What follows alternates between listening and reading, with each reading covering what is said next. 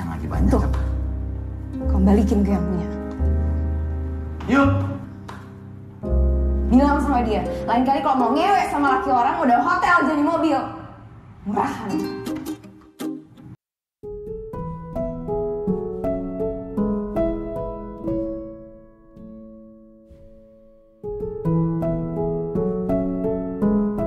Film dimulai ketika pasangan suami istri tengah di tempat tidur. Mereka adalah Broto dan Ayu. Ayu yang terbangun kemudian mengambil sesuatu dari laci dan kemudian keluar kamar. Apaan itu ya? Sedangkan Broto yang bangun lanjut cek HP lalu pergi mandi. Kemudian terlihat Ayu tengah menyiapkan sarapan pagi. Saat dia akan mengoles roti dengan mentega, ternyata menteganya sudah habis dan kemudian dia memanggil asisten rumah tangganya yang bernama Yani. Yani bilang kalau ia lupa belanja mentega kemarin, lalu Ayu meminta Yani untuk membeli mentega. Yani ini adalah pembantu baru yang sudah bekerja kurang lebih 2 bulan. Dan Ayu pun tetap sarapan roti tanpa mentega, tapi dengan menggunakan selai coklat. Tak lama berselang, Broto menanyakan kunci mobilnya pada Ayu dan dia juga menyuruh Yani untuk mencarinya. Namun karena kunci belum ditemukan, Ayu pun memberikan kunci mobilnya ke Broto dan Broto pun OTW kerja. Love you. Bye.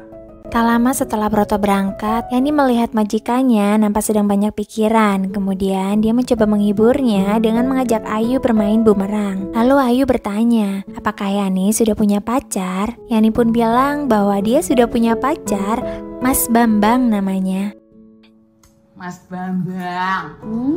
Dan pacarnya bekerja sebagai sopir di dekat perumahan itu. Setelah mengobrol cukup lama, Ayu kemudian pergi menggunakan mobil Broto. Karena sebelumnya Ayu sudah menemukan kunci mobil milik suaminya itu. Tapi kunci mobil bapak belum ketemu, Bu. Udah aku temuin. Pada sore hari, sepulang bekerja, Broto melihat berita adanya kebijakan lockdown. Broto yang sedang teleponan dengan temannya pun khawatir dengan pekerjaannya yang harus dia tunda. Kemudian Ayu pulang. Saat mendengar klakson mobil, Yani justru menyuruh Broto, majikannya, untuk membukakan pintu gerbang. Wele, potong gaji nih Yani. Yang gaji saya apa kamu ya? Iya ya. Ayu masuk rumah dengan muka marah dan dia juga melempar dalaman cewek ke arah Broto. Bilang sama dia, lain kali kalau mau ngewek sama laki orang, model hotel jadi mobil. Di mana itu adalah CD milik Anya, selingkuhan Broto. Ayu menemukan celana dalam itu di mobil milik Broto. Broto pun mengelak dengan mengatakan bahwa celana dalam itu adalah sampel kantor. Namun pada akhirnya Broto tidak bisa menemukan alasan lagi setelah Ayu menunjukkan nama Anya pada celana dalam tersebut. Anya! Cuma perek kos-kosan yang namanya celana dalamnya biar gak tukar sama perek. Broto kemudian mengejar istrinya yang meminta ingin bercerai dan Ayu langsung memasukkan pakaiannya ke dalam koper. Broto pun bingung dan malah flashback di mana dia sedang berselingkuh dengan Anya di dalam mobilnya. Broto tetap berusaha menahan Ayu agar tidak pergi, namun Ayu sepertinya sudah sangat marah dengan Broto dan tetap ingin pergi. Broto tak pantang menyerah, dia tetap berusaha menahan istrinya dan meminta maaf karena sudah hilaf dan agar masalahnya itu dibicarakan dengan baik-baik. Hilaf mulu yang jadi ke bawah-bawah ya kan? Ayu sepertinya sudah sangat muak dengan Broto dan Ayu bilang, 3 kali kamu selingkuhin aku sama perempuan yang sama sekali kamu ngomong baik-baik. Sambil menangis, Ayu mengatakan bahwa Ayu sudah tidak cinta kepada suaminya. Aku udah gak cinta sama kamu, Broto. Dia bertahan dalam hubungan rumah tangga itu hanya karena Ayu sangat sayang pada mertuanya. Dan dia pun menangis sambil flashback di mana dulu sangat bahagia bersama Broto dan mertuanya. Sebelum Broto mengkhianati cinta Ayu dengan berselingkuh dengan Anya. Di tengah pertengkaran, tiba-tiba sang ibu mertua Ayu yang bernama Ibu Sri datang ke rumah tanpa memberi kabar terlebih dulu. Ayu pun kemudian mengurungkan niatnya untuk pergi dan mereka berusaha menutupi masalah mereka di depan sang ibu. Ayu dan Broto pun menyambut baik Ibu Sri yang berkata dia akan tinggal sementara bersama mereka selama pandemi. Lalu Ibu Sri meminta Ayu untuk membuatkannya teh hangat. Di dapur, Ayu memanggil suaminya untuk membicarakan permasalahan mereka dan Ayu juga meminta pada Broto untuk segera memberitahu ibunya tentang masalah mereka. Namun Broto menolak, harusnya Ayu yang bilang sendiri karena dia yang ingin pergi dan berpisah. Bukan yang mau pisah. Kamu yang mau pergi, kamu aja ngomong sama dia. Sedangkan di rumah Ibu Sri, Dimas, adiknya Broto atau anak Ibu Sri yang kedua tengah menelpon ibunya. Dan Ibu Sri pun memberitahu bahwa dia sedang berada di rumah kakaknya yaitu Broto. Kemudian Ayu memberikan teh ke Ibu Sri dan berencana akan memberitahu Ibu Sri perihal masalah rumah tangganya dengan Broto. Namun dia mengurungkannya dengan malah membicarakan hal lainnya. Berarti kita bulan depan aku cancel aja ya. Situasinya masih gak. Lalu Ayu pergi untuk menyiapkan kamar ibunya. Dan ketika di kamar, Broto meminta Ayu untuk membuatkan soto ayam kesukaan ibu. Soto ala chef Ayu. Ya sayang? Namun karena bahan makanannya tidak ada, Ayu meminta Yani untuk berbelanja ke pasar. Tak lama kemudian, Broto memberitahu Ayu bahwa datangnya Ibu Sri adalah pertanda dari Tuhan bahwa mereka tidak diperbolehkan bercerai. Aku rasa ini pertanda dari Tuhan kalau kita nggak boleh cerai. Mendengar ucapan Broto, Ayu pun seketika kembali emosi dan dia berkata, Kamu ngentot semuanya, ingat gak kamu sama Tuhan? Ayu pun meminta agar Broto untuk tidur di lantai. Tidur sini. Dia juga meminta agar dalam waktu 3 hari Broto harus bisa memulangkan ibunya. Lalu Ayu juga akan pergi. Setelah itu kamu pulangin ibu. Aku pergi. Kemudian, Yani dengan gupeknya memberitahu bahwa dia tidak bisa pergi ke pasar ataupun keluar rumah karena rumah mereka akan disegel.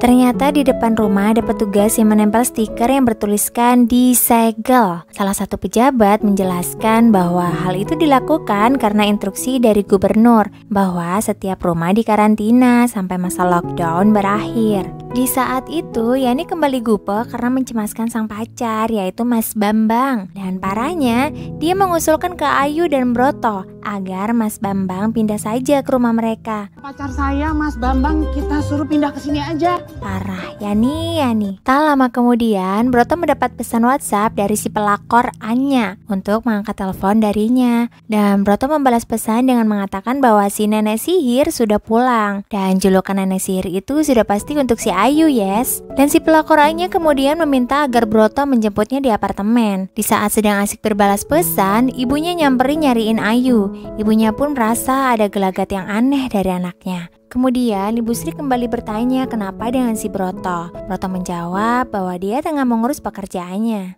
Ini kerjaan. Di sisi lain, pacar Yani datang dan masuk dengan cara naik pagar. Kemudian Yani dengan sueknya, dia malah mengajak Bambang masuk ke kamarnya. Rohani. Jasmani. Mendengar suara orang lain berbicara, Ayu pun menghampiri mereka. Namun untungnya si Bambang sempat bersembunyi dan Yani kemudian berakting dengan membuat konten video. Lockdown, ngapain aja? Lalu Ayu meminta Yani untuk membuatkan masakan apa saja untuk Ibu Sri. Kenapa aja yang ada di kulkas ya? Di lain sisi, karena Anya terus menghubungi dan meminta untuk dijemput ke apartemen, Broto lalu menghubunginya dan Anya pun merajuk manja agar Broto datang ke apartemen karena dia merasa takut di apartemen sendirian. Dan karena Broto tetap tidak bisa datang sebab lockdown, Anya pun meminta Broto untuk menghiburnya dengan cara ngedance lewat video call. Dan parahnya, si Broto yang bucin akhirnya nurut aja joget-joget sampai telanjang. Setelah selesai berjoget, Broto bilang ke Anya bahwa celana dalamnya ketinggalan di dalam mobil Broto saat mereka habis selole. Tapi Anya bilang bahwa itu bukan celana dalam milik Anya, karena dia juga mengatakan bahwa dia lebih sering tidak pakai celana dalam. Broto kemudian memperlihatkan tulisan nama Anya di dalam celana dalam itu. Anya lagi-lagi mengelak karena dia merasa itu bukan celana dalamnya. Dan mereka berdua jadi bingung, itu celana dalam milik siapa? Kemudian Ibu Sri masuk ke kamar Broto dan meminta untuk cek kesehatan karena Ibu Sri ingin segera punya cucu dari Broto dan Ayu. Singkat cerita, Ayu yang sedang sibuk chattingan bilang ke Yani bila Ibu Sri mencarinya agar mengatakan dia tidak tahu. Kemudian Ibu Sri nyamperin si Yani yang sedang masak di dapur dan menanyakan keberadaan Ayu. Dan Yani bilang bahwa dia tidak tahu, tapi mata Yani ngode ke Ibu Sri menunjukkan ke arah belakang rumah di mana Ayu berada. Kemudian Ibu Sri nyamperin Ayu dan Ibu Sri dan Ayu terlihat masuk ke rumah untuk makan. Yani yang sudah kelar masak dan beberes pun masuk ke kamar. Kemudian ngajak si Mas Bambang untuk lole. Tapi Mas Bambang menolak karena dia sedang bersedih sebab dia di BHK sementara karena lockdown oleh bosnya. Dan Bambang justru meminta Yani untuk ngerokin dia saja. Dan Yani juga meminta agar si Bambang sementara waktu tinggal di kamarnya saja. Sedangkan di kamar pada saat sebelum tidur, Broto terus memikirkan celana dalam itu dan dia pun terbawa flashback saat dia bersama Anya sedang berselingkuh. Pagi harinya, Broto pun dibuat panik mendengar suara ketukan pintu dari ibunya. Broto lalu bergegas membangunkan Ayu yang kemudian Ibu Sri masuk dengan membawa menu sarapan untuk mereka. Lalu Ibu Sri terlebih dulu meminta agar mereka berdua minum ramuan yang sudah dibuatkan oleh Ibu Sri. Minuman ginseng spesial untuk kejantanan Broto dan yogurt spesial untuk menambah kesuburan Ayu. Kemudian sang ibu juga memberikan edukasi posisi bercinta yang tepat untuk mereka. Bahkan Ibu Sri memberikan contoh posisi yang baik ke mereka. Ayu di bawah, sedang Broto di atas, dan Ayu pun disuruh mempraktikkan hal itu. Dan Broto diminta untuk memegang perutnya Ayu dan lanjut agar mengajak ngobrol. Broto yang menaruh curiga kepada Ayu yang telah menaruh celana dalam itu di mobilnya. Dia menelpon salah satu temannya yang bernama Anton, karena Anton ini punya teman yang jago dalam hal meretas. Anton pun menyanggupinya dan memintanya untuk menunggu selama 2 jam. Singkat cerita, Broto mendapat kabar dari Anton bahwa ada satu nomor yang sering keluar masuk ke HP-nya Ayu. Tanpa pikir panjang, Broto langsung saja marah-marah ke Ayu. Broto pikir Ayu punya selingkuhan, tapi Ayu menolak tuduhan Broto. Dan pada saat Broto nelpon Anton di depan Ayu, Anton bilang kalau nomor yang sering keluar masuk di HP-nya Ayu adalah nomor Broto. Ya nomor lu. Dengar gak? Ayu pun semakin marah dan kecewa sama Broto. Sedangkan Broto cengengisan merasa malu karena telah menuduh Ayu. Iya, gua lakinya, kalau nomor gua bilang aja gak ada. Tadi lu masuk gak? Jeng. Pada malam harinya, Yani dan Bambang makan bareng di kamarnya. Dan saat Broto masih bimbang dengan pikirannya, Anton menelpon Broto dan memberitahukan bahwa Ayu punya 2 nomor. Dan di satu nomor itu, ada satu nomor yang sering keluar masuk, yang ternyata itu adalah nomor adiknya Broto, yaitu Dimas. Mengetahui pertengkaran anaknya, Ibu Sri menjadi penengah di antara mereka. Awalnya Ayu mengelak dan berkata kalau nomor yang sering dihubunginya itu adalah nomor suaminya sendiri. Namun setelah Broto mengatakan kalau nomor yang satunya lagi sering menghubungi Dimas, Ayu pun tidak bisa menjawab apa-apa. Sambil menangis, Ayu pun meminta Broto untuk mengakui tentang Anya. Broto pun jadi terdiam 1000 kata. Lalu Broto justru memberitahukan bahwa Ayu telah berselingkuh dengan Dimas adiknya. Dan ternyata Ibu Sri sudah tahu semuanya. Dia tahu tentang Broto dan Anya, juga tentang Ayu dan Dimas. Ibu Sri kemudian memarahi Broto anaknya sendiri karena sudah berselingkuh dari istri secantik Ayu. Dan Ibu Sri juga mengatakan bahwa dia akan memanggil Dimas besok agar datang untuk menjelaskan semuanya. Dan kemudian Ibu Sri flashback saat dia melihat Ayu dan Dimas bermesraan. Ternyata Yani selama ini adalah mata-mata Ibu Sri yang selama bekerja di sana, Yani sudah memiliki banyak bukti perihal hubungan mereka. Keesokan paginya terlihat Yani mulai bekerja, sedangkan Ibu Sri menelpon Dimas untuk ke rumah Broto. Dan di kamar si Bambang tengah menelpon istrinya yang berada di kampung. Oh halah, Yani itu simpanan juga toh. Bambang, hidup numpang juga masih nekat selingkuh. Penuh perselingkuhan nih film Yes. Istri si Bambang meminta agar Bambang pulang kampung saja. Yang tiba-tiba Ibu Sri masuk ke kamar Yani. Bambang yang kaget langsung saja tarik selimut. Dan Ibu Sri yang tidak menyadarinya jika yang di dalam selimut adalah Bambang. Dia mengatakan jika nanti Broto dan Ayu cerai, Yani harus mencari pekerjaan lain. Lanjut cerita, Dimas datang. Dia pun merasa bingung karena tidak biasanya ibunya menyuruhnya untuk datang ke rumah kakaknya. Suasana menjadi lebih tegang. Dan di kamar Yani, dia menunjukkan celengannya ke Bambang. Di lain sisi, Ibu Sri meminta si Broto untuk menjelaskan, tapi justru malah berdebat dengan Dimas. Akhirnya Ayu yang angkat bicara.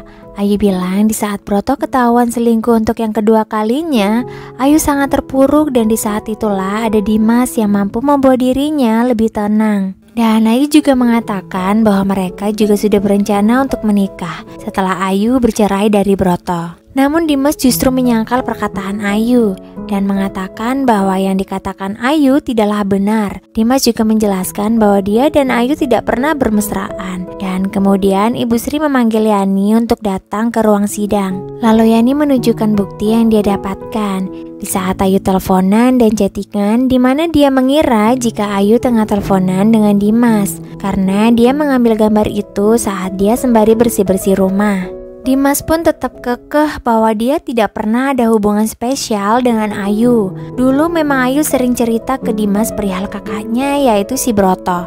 Namun ketika Ayu mulai aktif dan Dimas merasa bahwa Ayu mulai suka dan mendekati Dimas, mulai saat itu pula si Dimas tidak lagi merespon ataupun membalas chat dan telepon dari Ayu.